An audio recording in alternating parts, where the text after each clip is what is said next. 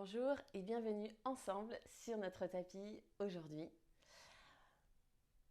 On va parler de détox, le vrai du faux. De quoi est-ce qu'on parle quand on parle de détox? Donc vous savez que c'est un mot un peu marketing, un petit peu facile à fourrer partout et puis on ne sait pas vraiment de quoi on parle. Donc on va dissocier trois choses. La détox émotionnelle, donc le simple fait de bouger, de respirer, de se vider la tête, c'est déjà une forme de détox. Et à chaque fois qu'on pratique le yoga, on nettoie des couches. Donc il y a toujours, après le shavasana, des moments où on va bâiller, des moments où on va se sentir un peu vidé. Mais ça, c'est grâce au rééquilibrage du système nerveux.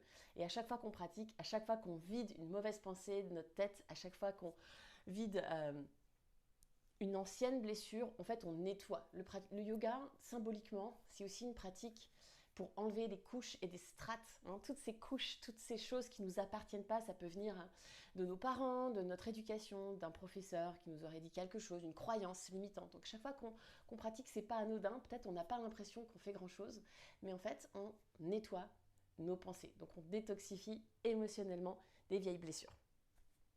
Ensuite, il y a la détox naturel du corps. Le corps se détoxifie naturellement. En fait, il n'y a rien besoin de faire. Il se détoxifie tout seul. À chaque fois que vous dormez la nuit, votre foie il se met en action. Et donc, par l'action du foie, on va détoxifier toutes les mauvaises choses. Après, notre foie, il peut être un peu saturé et on peut l'aider avec du charbon, avec du radis noir. On peut l'aider à se détoxifier, mais en réalité, tout ça, ça se fait un petit peu tout seul. Ensuite, il y a la détox par la respiration, et c'est ça que je vais vous proposer aujourd'hui. Respirer, c'est rééquilibrer le pH de son corps. C'est aussi, j'ai envie de dire déjà, respirer, parce que toute la journée, vous vous rendez probablement pas compte, mais vous êtes en apnée très souvent. On ne sait pas bien respirer, on ne sait pas vraiment comment respirer par le ventre, par la poitrine, dans la gorge. Donc la respiration, c'est vraiment un outil pour rééquilibrer non seulement le pH et l'acidité du corps, mais le système nerveux également. Donc comme je dis toujours, quand le système nerveux va bien, tout le reste va bien. Et la respiration, certaines respirations qu'on va faire aujourd'hui, ça va aussi faire bouger notre diaphragme, ça va masser nos organes. Donc c'est pas parce qu'on masse un organe qu'on fait de la détox. C'est pas parce qu'on fait une torsion qu'on fait une détox. La détox, elle se fait tout simplement par le fait de bouger, de respirer. Donc on active notre système lymphatique également.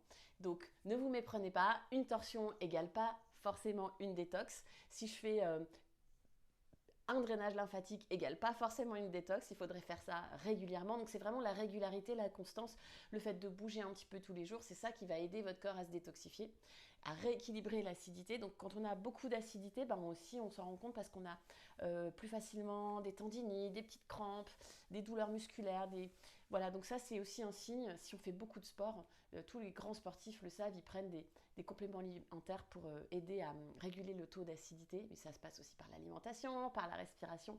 Bref, vous avez compris. Ce que je vous dis, c'est pas la recette miracle, d'accord, mais de continuer à pratiquer le yoga régulièrement, ça va vous aider à avoir tout un système, tout votre corps, tous vos systèmes le plus équilibré possible.